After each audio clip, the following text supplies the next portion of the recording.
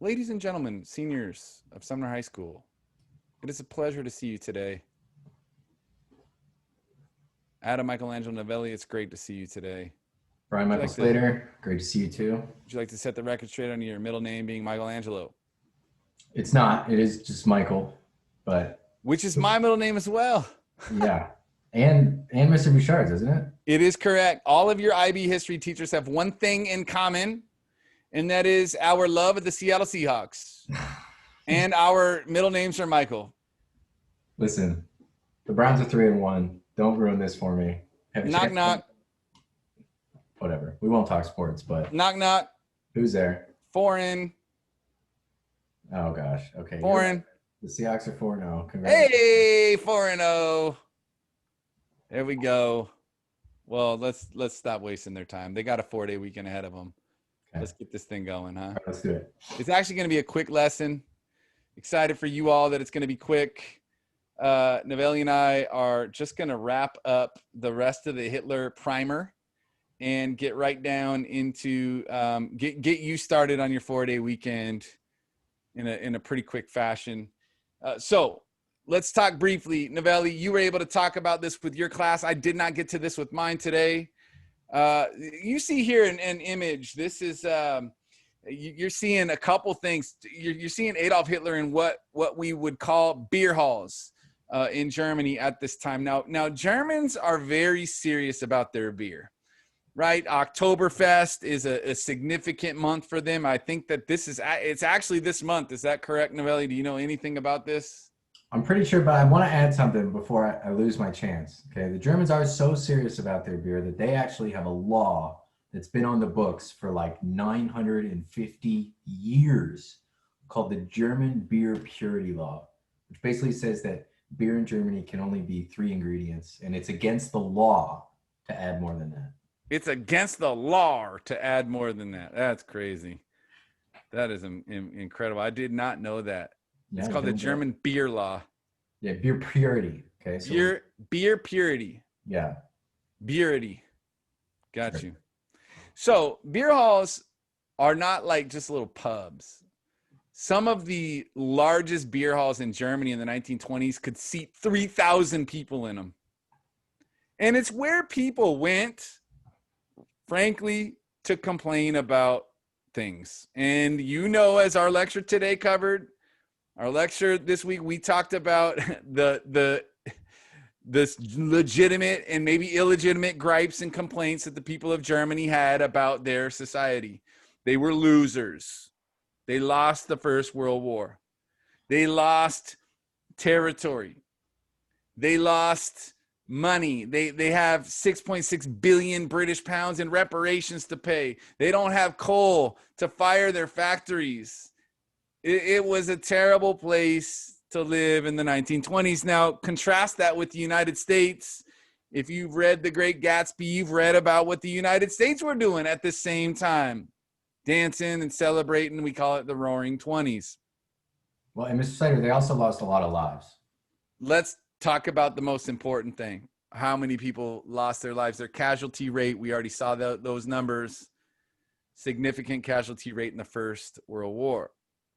So beer halls are where people gathered to really complain. And every now and then they would allow people who were prominent or influential to take the entire floor and speak. And Hitler at this time was living in Bavaria, which even to this day, which is a region, is a state in Germany where Munich is located, it to this day is still a pretty right-wing conservative region in Germany. And you see here pictures taken of what these beer halls look like. You see the art on the right-hand side of Hitler speaking at the beer hall. Now, as we conclude with this primer, we are going to look at Kershaw's words. This is Kershaw's, one of his central theses. Hitler was no tyrant that was imposed on Germany. Though he never attained majority support in free elections, he never ever attained, he always was a plurality. He never attained majority support in free elections. He was legally appointed to power as the Reich Chancellor, just like all of his predecessors had been. He rose to power legally. He tried it illegally. We're going to talk about that later. The Munich beer hall push, we will discuss later. That was an illegal attempt to overthrow the government. He learned the hard way not to do that again. He served prison time for it.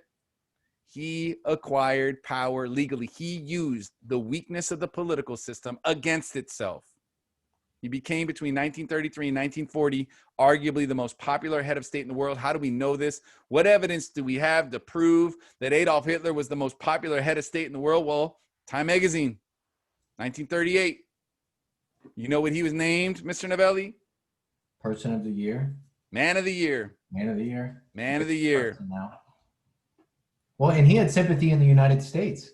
Oh, yeah. I was telling the students today, you could Google it. You know, there are pictures of events in Madison Square Garden in New York City with Nazi flags adorning the auditorium. It's wild. It's incredible. Yes. His message resonated with people, not just in Germany, but here in the United States. Now, this last piece right here is a significant statement. And I think it really captures the essence of the entire year as we study both Adolf Hitler and frankly, Fidel Castro. When we look at Hitler, his impact, according to Kershaw, can only be grasped through the era which created him and was destroyed by him. Right here is the reason we start with conditions. This sentence right here, his impact can only be understood through the era that created him, the Weimar era. An interpretation of Hitler and his impact must not only take full account of his ideological goals, which we already looked at. That was in our last recording. It must not only take full account of his goals, his actions, and his personal input into the shaping of events. It must, at the same time, locate those goals, place those goals within the societal forces, meaning the culture of Germany, the economics of Germany, the psychology of defeat.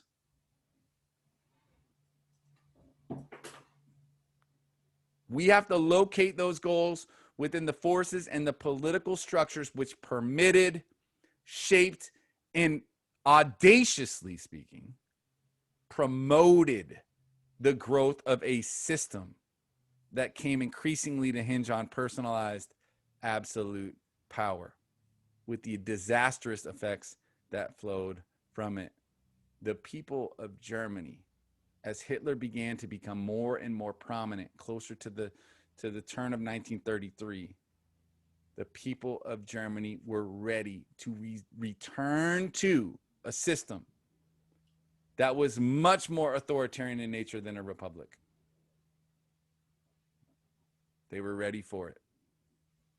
The political structures, starting in 1925, when Hitler was sentenced to 5 years for the beer hall push and then let out after 9 months for trying to overthrow the government. It's just... I mean, he had support in his trial. I mean, it ended up being practically propaganda for him. It was propaganda. He invited all of the world's media to come cover the trial. Come on. And they covered it, man. And he would speak for hours at the trial. People are like, is this guy ever going to stop talking? No, this is free press. Everyone's going to know who I am after I'm done talking. I'm going to use this trial to teach Germany who I am and what I'm about. It's just wild. Oh, man, and let's not talk about the prison room. His room in prison, his cell in prison. I mean, he was given practically royal treatment in prison. The judicial system permitted this. So we're going to talk about the conditions that led to the rise of Hitler before we talk about how Hitler did it. And to conclude, the Nazi assault on the roots of civilization was a defining feature of the 20th century. It is arguably, it's not even arguable, that turn on the History Channel. I almost called it the Hitler Channel. Like so much of the History Channel, and the terrible. Like that's not what I intended. I know.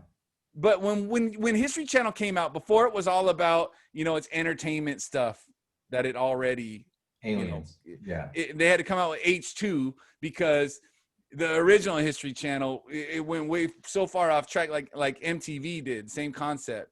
Now you sound old. So many of the History Channel documentaries when it first came out were on Adolf Hitler, on Nazi Germany. I mean, this dominated. He was the epicenter of the 20th century. And I love this last line. Hitler was the epicenter of the assault on civilization. He was the epicenter, but he was its chief exponent, not its prime cause. What does that mean to you, Novelli, that phrase? He was its chief exponent. I guess when I think about that, he's kind of the result of the conditions. He's the outcome. He isn't necessarily the cause. And I would think that that's why we're starting with this, is because he kind of, in a lot of ways, embodies and manifests all of the underlying symptoms that end up giving us the horrible outcomes that we see as a result of Nazi Germany and then, I guess, World War II at large. The definition of exponent per dictionary.com is a person who believes in and promotes the truth, or, and this is where he becomes its chief exponent, a person who benefits off an idea or theory. The idea being the assault on the roots of civilization. When we looked at the 20th century, World War I, World War II, it was obvious that civilization was crumbling at the time. We were not acting in a civilized manner. War is the antithesis of civilized society. Hitler was the chief exponent of that society, a beneficiary of a crumbling society in Europe. He was not its cause. He benefited from it. He benefited from the conditions. He was not the cause of the conditions. So in your interactive notebooks, your asynchronous learning portfolio, in your own notes, I want you to capture these sentiments. How was Hitler made by Weimar Germany in general terms? We are going to zoom in on all of these conditions after we get to Castro. We're going to start with a Castro primer next week. So with that, we're going to let you all loose. I'll stop the share here. Any last words you want to give them, Novelli, before we send them into their nice 4-day weekend, other than we'll see you in a week? No, I guess just make sure that you have that ready in your ALP because we're definitely going to be discussing it as a class. So make sure you have some coherent thoughts that can contribute to discussion. Absolutely. You know what I was thinking, Novelli? We should try to set aside like a day where our office hours where you and I meet together and we bring in some of the kids, right? Just have them come on in and let's just talk history. Let's talk shop a little bit. Yeah. With the two of us, you could have your 6th period kids, all my 2nd period kids, and just give us an opportunity to hang out together too, as a large cohort of what I think there's almost 70. I think almost. Yeah, it's huge. That's awesome. Big group. So let's try to make that happen. Be paying attention. We'll try to pick a date to make that work. Okay, y'all? Cool. Okay, well, there you go. Y'all have a good weekend. We'll talk to you later. Bye, guys. Bye-bye.